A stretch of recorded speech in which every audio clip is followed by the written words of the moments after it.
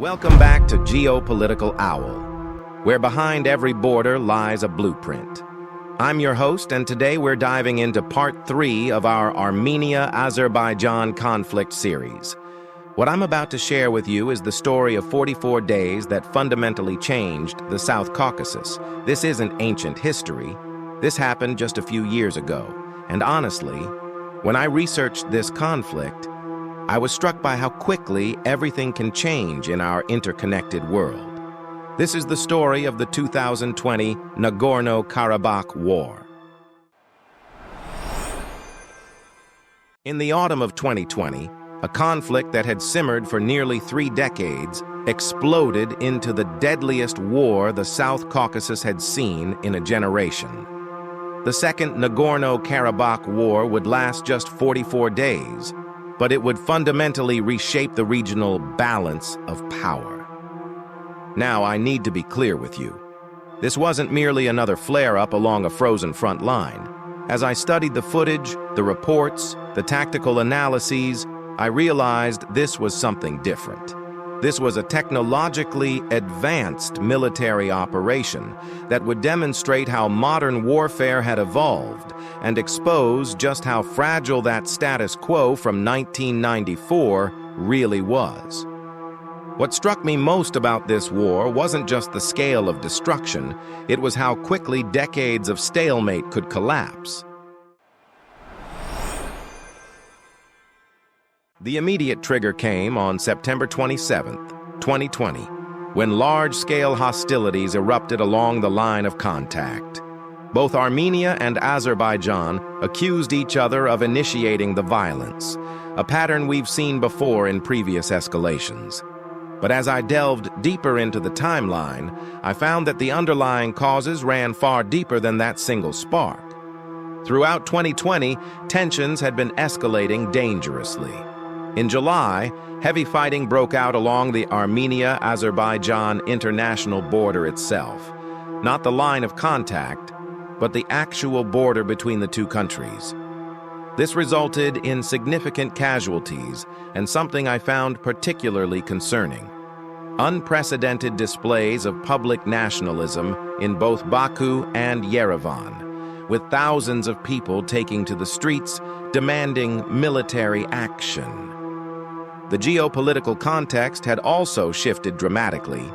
Azerbaijan, enriched by decades of oil and gas revenues, had invested heavily in military modernization, pouring billions of dollars into new equipment, advanced training, and cutting-edge technology. Armenia, meanwhile, struggled with economic stagnation and political uncertainty after its 2018 Velvet Revolution. The diplomatic stalemate was absolute.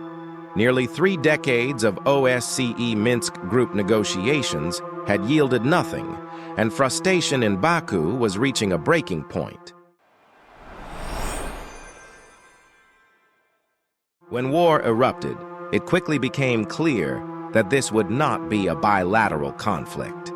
Turkey emerged as Azerbaijan's most critical ally.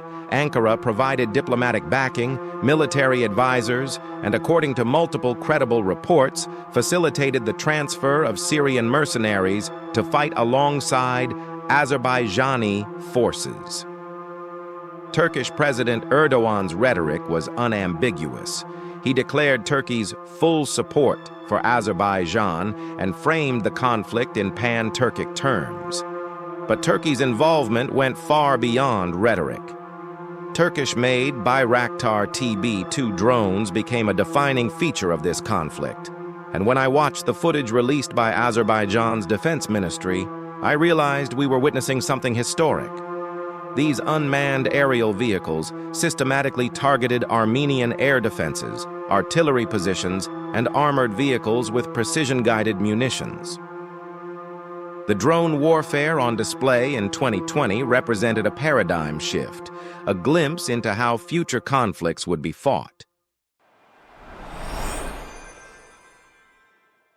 Azerbaijan's technological edge extended beyond Turkish systems.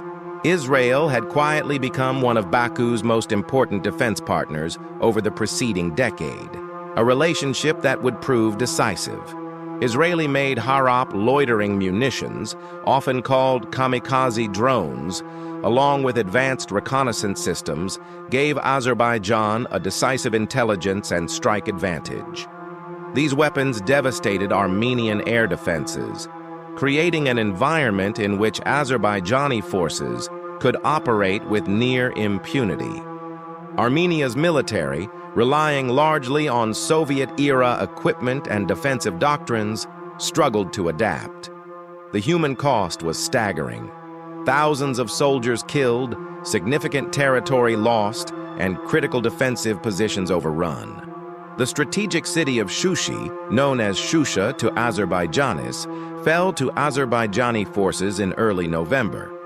When I examined the historical and strategic significance of this city, I understood why its fall was both psychologically and militarily decisive.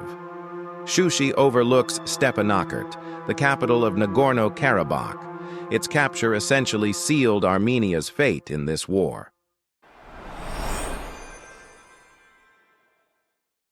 Perhaps the most striking feature of the war, and what fascinated me most as I researched this, was who didn't intervene. Russia, Armenia's treaty ally through the Collective Security Treaty Organization, CSTO, remained conspicuously neutral for most of the conflict. Moscow called for ceasefires and offered mediation, but did not activate its security commitments to Yerevan. Now this silence was strategic. The fighting remained within the territories of Nagorno-Karabakh and the surrounding occupied districts, not Armenian territory proper. Russia's treaty obligations, Moscow argued, did not extend to these contested areas. But Russia's calculations went deeper than legal technicalities. By allowing Azerbaijan to achieve significant military gains, Moscow positioned itself as the indispensable broker, the only power capable of halting Azerbaijani advances and securing an outcome all parties could accept.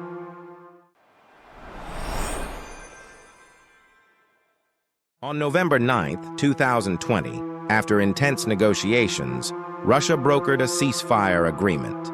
The terms were stark. Armenia would cede control of all territories surrounding Nagorno-Karabakh proper, areas it had occupied since 1994. Azerbaijan regained approximately one-third of Nagorno-Karabakh itself, including the strategic city of Shusha.